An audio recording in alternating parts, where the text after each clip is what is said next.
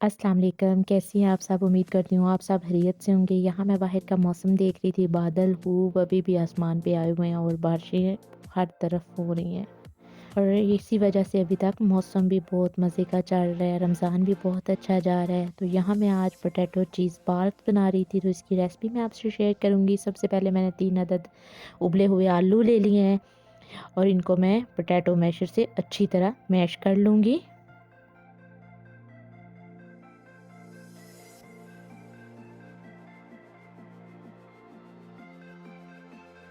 अब इसमें मसाले जाएंगे। 1 चम्मच इसमें जाएगी काली मिर्च और 1 चम्मच जाएगा नमक और 1/4 चम्मच जाएगी इसमें जायफल पाउडर। आप इसे स्किप भी कर सकते हैं अगर आपको पसंद नहीं है तो। इसमें 3 चम्मच मैंने 2 चम्मच लिए हैं ब्रेड क्रम्स के और थोड़ा सा मैंने धनिया ऐड किया है। अब मैं तमाम मसालों को अच्छी तरह मिक्स कर लूँगी।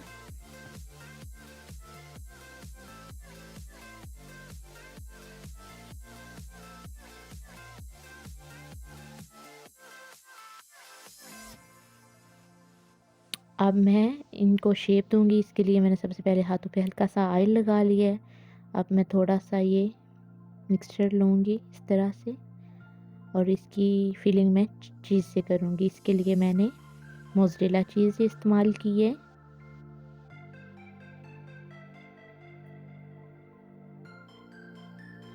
हल्के हाथों से आपने इसको इस तरह से शेप दे लेनी है। कोई भी शेप आप दे सकते हैं जो आपको पसंद है।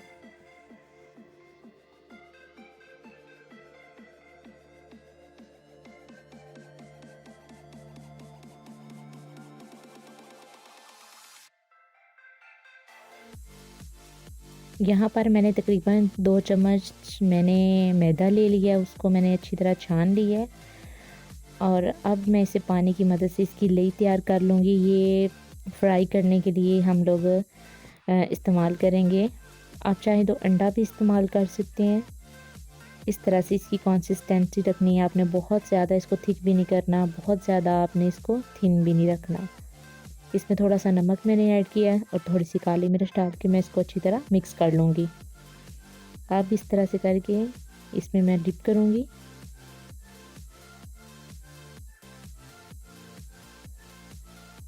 और उसके बाद ब्रेड क्रम्स से अच्छी तरह हम इसको कोट कर लेंगे।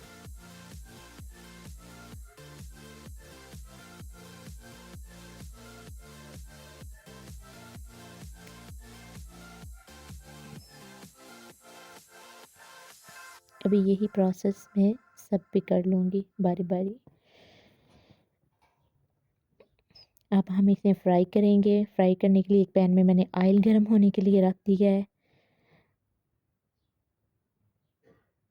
आपने ख्याल रखना है कि इनको आपने चेंज करते रहना है, आगे पीछे हिलाते रहना है चमचे की मदद से और चारों तरफ से आपने अच्छी तरह एक ही कलर देना है। ये इसका इस तरह से गोल्डन प्यारा सा कलर आ जाए तो इसको उतार ले। बहुत ही आसान सी रेसिपी। आप इसे इफ्तार में भी बना सकते हैं, किसी टी पार्टी में बना सकते हैं। आप ज़रूर ट्राई कीजिएगा। तो दुआओं में याद रखिएगा। अल्लाह हाफिज़।